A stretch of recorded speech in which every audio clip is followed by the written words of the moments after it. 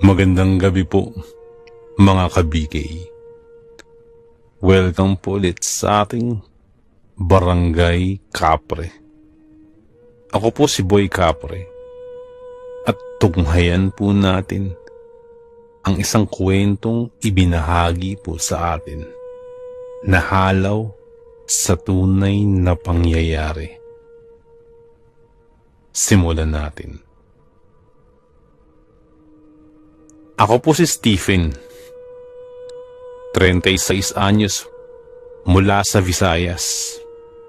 At itong kwentong to ay nangyari sa akin nung kabataan ko pa.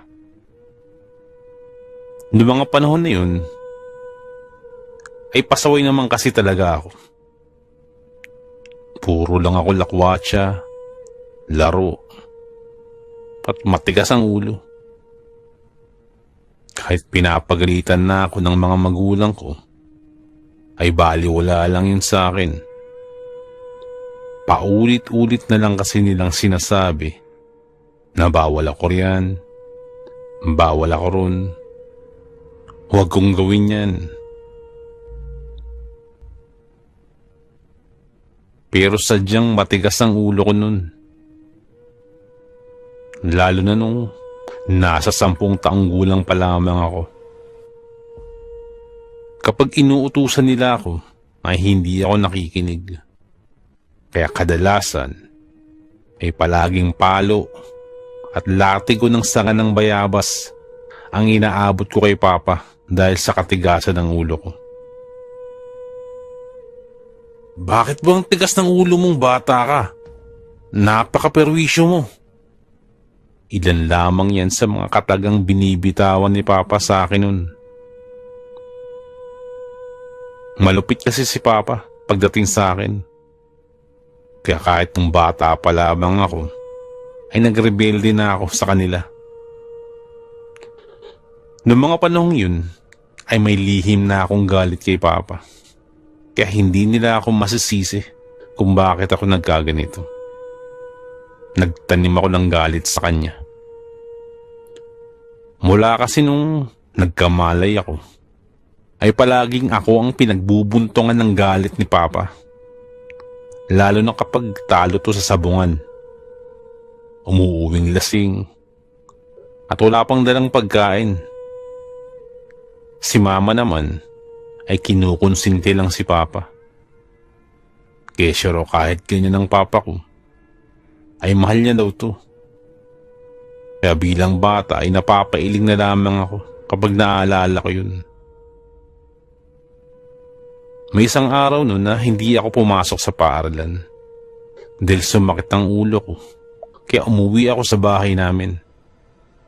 Pagdating ko sa bahay ay dumiretso lamang ako sa kwarto at hindi na rin ako nagpalit ng damit pa at humiga sa matigas na katre hanggang sa makatulog ako.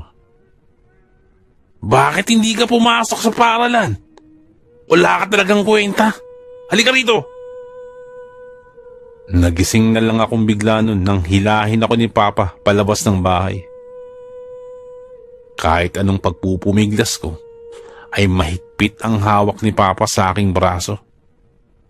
Sa totoo lang ay nasasaktan ako sa pinagagagawa ni Papa sa akin. At sa mura kong edad, ay bugbog sarado ako. Lalo na kapag lasing itong umuwi.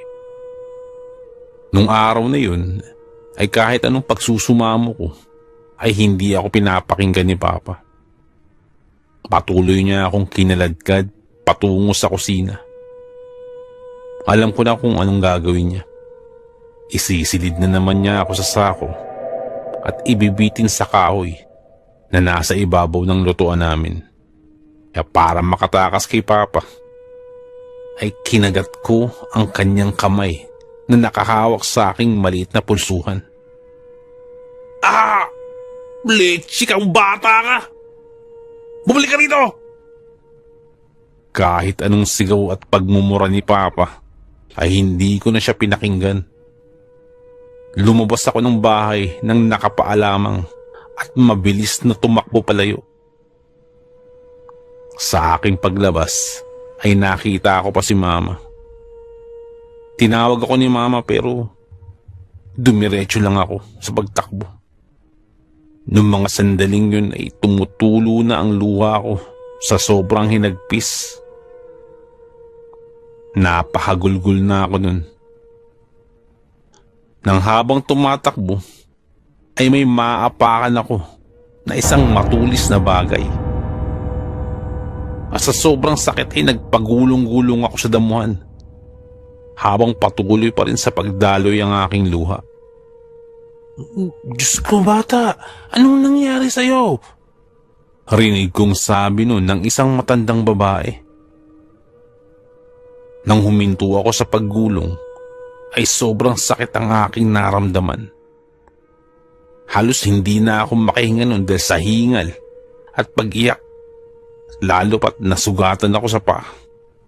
Halo-halong emosyon ang nararamdaman ko nun. Tulong po! Mahina akong sabi. At umaasa na matulungan ako ng matanda. Malapit na kami nun sa kalsada, kaya kahit masakit ang paa ko, ay pinilit kong tumayo. Ayoko kasi nun na maabutan ako ni Papa. Halika iyo, dadalhin kita sa bahay. Mukhang malala ang sugat mo, gagamutin natin yan. Lumapit sa akin nun ang matandang babae na nagpakilala sa pangalang Lola Magda. Sa tingin ko nun ay talagang matanda na ang edad ni Lola. May belo itong itim na nakatabon sa kanyang ulo. Mahaba ang buhaghag nitong buhok at matutulis din ang kanyang kuko. Ang bango ng dugo mo iyo, sambit ng matanda. Pagkadinig ko nun ay gusto ko sanang lumayo nun sa matanda dahil nakaramdam ako ng takot. Pero dahil sa pangyayari at sa sugat ko, halos hindi ko na maigalaw nun ang aking katawan at tuluyan na itong namanhid. Huwag ka pong lalapit sa akin. Sinubukan kong sumagot at sinubukan kong gumapang. Ngunit hindi pa rin ako makagalaw. Dahil na rin siguro sa dami ng dugong nawala sa akin. Sa isang iglap lang ay hawak na ng matandang babae ang aking paa kung saan may bubog pang nakabaon dito. Napasigaw ako ng malakas ng bunutin ng matanda ang bubog sa aking paa. Halos panawa na ako ng ulirat nun dahil sa sakit, lalo nang makita akong sumirit ang maraming dugo. Mas lalo lang akong nasindak nang ilapit ng matanda ang kanyang bibig sa aking paanan at dinilaan ito at sinipsip niya ang dugong galing sa aking sugat. Nang may marinig akong may magsalita, anong nangyari dyan, Nay? Ayos lang po ba yung bata niyan? Rinig kong sabi nung isang babaeng napadaan sa kinaroroonan namin. Nasa likuran siya ng matanda kaya hindi nito nakita ang ginawa ng lola. Tulungan mo ako, ate. Yun ang mga katagang gusto ko sanang sabihin nun. Ngunit dahil sa daming nawalang dugo sa akin, parang nangihina na ako. At nanlalabo na rin ang aking paningin. At namamanhid na rin ang aking buong katawan nun. Bumibigat na rin ang aking paghinga, pati na ang aking talukap. Huwag kang mag-alala. Ako nang bahala sa batang to, sa apo ko. Sige, muna na kami. Sabi ng matanda dun sa babaeng tumingin. Nang mga sandaling yun ay gusto kong tumakbo at magsisisigaw. Pero hindi ko nin magagawa pa dahil hinang-hina na ang katawan ko nun. Naramdaman ko na lang na binuhat ako ng matanda at nagsimula ng humakbang. Gustuhin ko mang magpupumiglas ay wala na akong lakas. Naisip ko rin ng mga oras na yun ang aking mga magulang. Ang mga masasayang araw namin nakasama sila Papa, na kahit gaano kasama ang loob ko, sila Papa pa din ang naiisip ko. Pinilit kong ibuka ang aking mga mata. Pagkadilat ko ay may nakita akong mga puno at damo, na sa tingin ko nasa kagubatan ako dinala ng matanda. At isa pang nakapagtataka ay dahil nabuhat ako ng matandang ito, na bagamat sa edad niyang yun at sa payat na pangangatawan ay nakaya niya akong buhatin. Sa wakas, makakakain na rin ako ng sariwang laman ng tao. Ang huling narinig kong sabi ng matanda bago ako nawalan ng malay. Nang magising ako, ay manhid pa rin ang buo kong katawan. Pinapakiramdaman ko nun ang aking sarili at napansin kong nakaupo ako sa isang upuan. Nang tuluyan kong idilat ang aking mga mata, ay wala akong makita. Medyo madilim ang paligid. Mabaho rin ang paligid na parabang may nabubulok na laman o parang patay na hayop. Nang ipihit ko ang aking ulunan, pakanan ay may naaninag akong taong nakaupo habang may hinahasa ito. Nakakangilo ang pag-urong-sulong ng itak na hinahasa ng taong yun, malapit sa siga ng apoy. Hindi ko malaman kung bakit ako naroroon o kung nasang lupalop ba ako. Muli kong ipinikit ang aking mga mata at pilit kong inalala ang nangyari bago ako nawalan ng malay. Nang muli kong maalala yung matandang babae, ay doon na ako nagsimulang matakot ng husto. Nagpupumiglas ako, pero mahigpit na nakatali ang aking mga paa at kamay sa bangko kung saan ako nakaupo. At maging ang aking bibig ay may busal. Papa! Ma! Tulungan niyo ako! Pinilit kong sumigaw, pero tanging ungol lamang ang pumailan lang sa paligid. Hindi ka na makakatakas pa, bata. Nakakapangilabot ang tawa ng matanda. Kaya ang nagawa ko na lamang nun ay umiyak lang ako nang umiyak. At sobrang lakas na rin ang tibok ng puso ko dahil sa kaba ng mga sandaling yun. Nung sinubukan kong kumilos, ay mas lalo lang humigpit yung lubid na nakatali sa aking paa at kamay. Noong mga oras na yun, ay naramdaman ko na rin ang kirot at hapdi ng aking paa. At maya-maya pa, ay tila nanlaki na lang ang aking mga mata nang makita kong humakbang papalapit patungo sa akin ng matanda.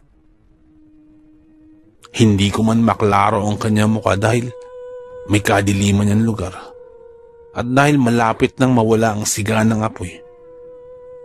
Pero pansin ko noon na parang nakangisi ito habang nakatingin sa akin.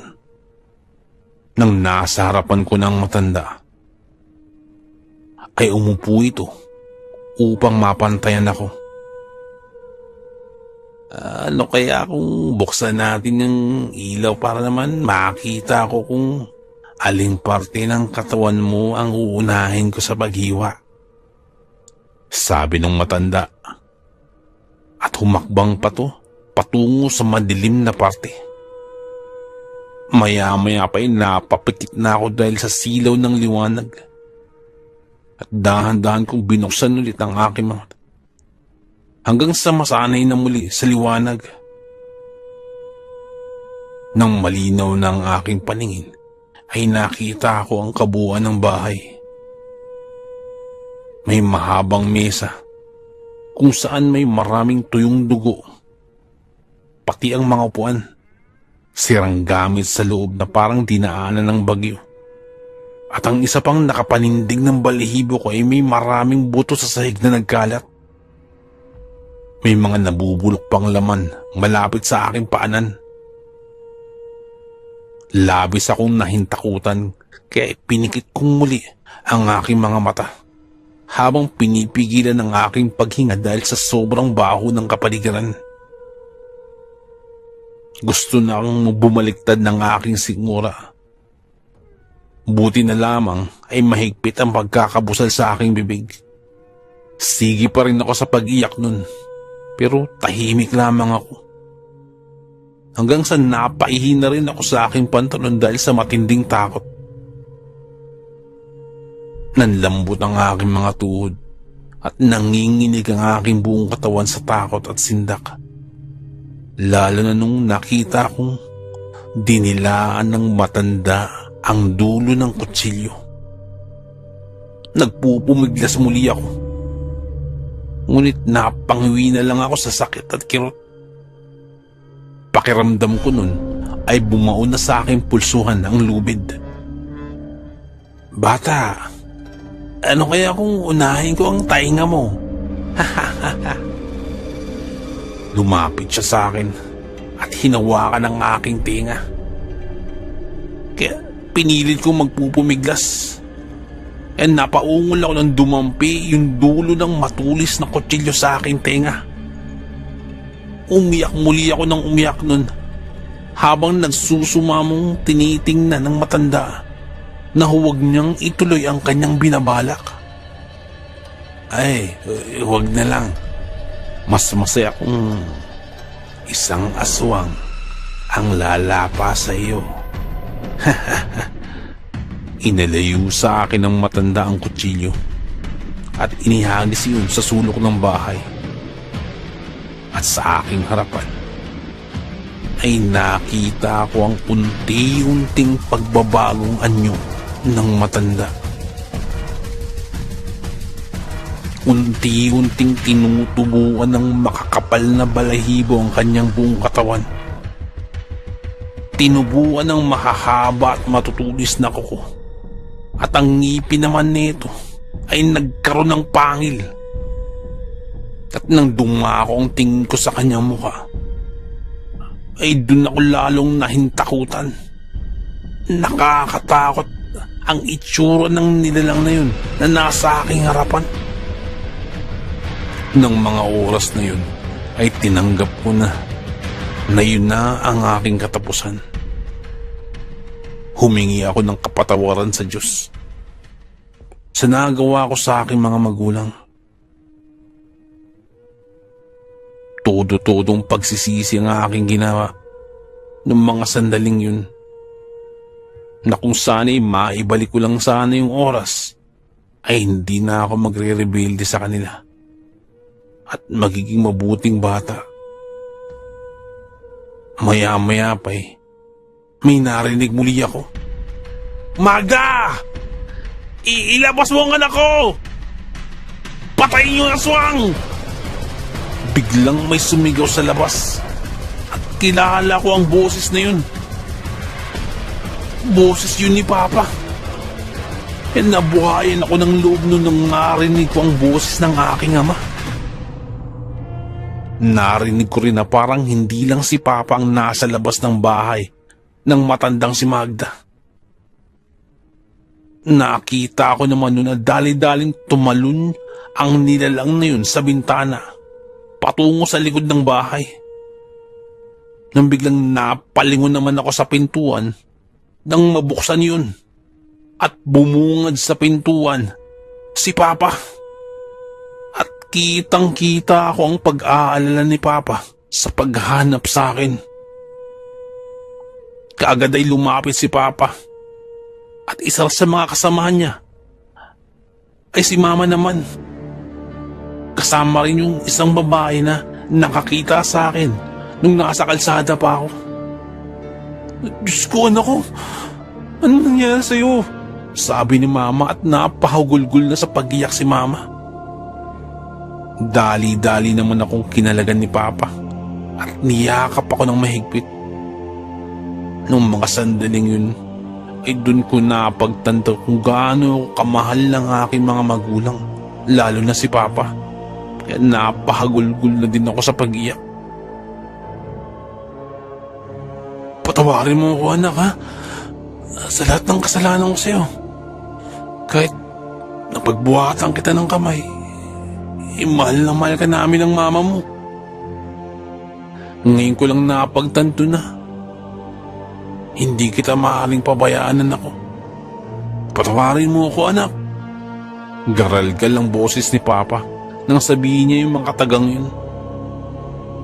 Nung umalis ka sa bahay, sinundan kita hanggang sa makasalubong ko ang anak ng kapitbahay natin. At tinanong ko kung may nakita ba siyang batang lalaki na tumatakbo, na nakauniforme. Kaya nang sabihin niyang binuhat ka ng isang matanda, ay nakilala agad namin kung sino yun. Matagal na kaming may hinala na aswang to si Magda. At hindi nga ako nagkamali.